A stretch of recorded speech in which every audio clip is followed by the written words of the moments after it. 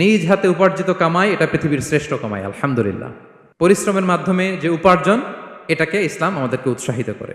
শুধু নামাজ, রোজা, জিকির এগুলো নিয়ে ইসলাম আমাদেরকে পড়ে থাকতে বলেনি। কোরআনিক অর্ডার হচ্ছে আপনার নামাজ শেষ, আপনি বেরিয়ে পড়বেন, কাজে বেরিয়ে যাবেন। ফাইদা কুদিয়াতিস সালাতু ফান্তাশিরু ফিল আরদি ওয়াবতাগু মিন ফাদলিল্লাহ। বিধানটা কার বলুন? আওয়াজ করে বলুন, বিধানটা কার? এটা কোরআনিক ভার্ডিক্ট, কোরআনের বিধান। নামাজ শেষ, গোল হয়ে বসে জিকির করতে বলা নাই আল্লাহ।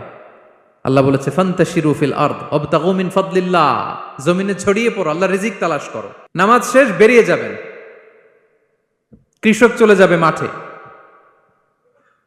শ্রমজীবী চলে যাবে ফ্যাক্টরিতে, শিক্ষকরা চলে যাবে তাদের শিক্ষা প্রতিষ্ঠানে, কর্পোরেট ওয়ার্ল্ডের লোকেরা চলে যাবে তাদের প্রতিষ্ঠানে।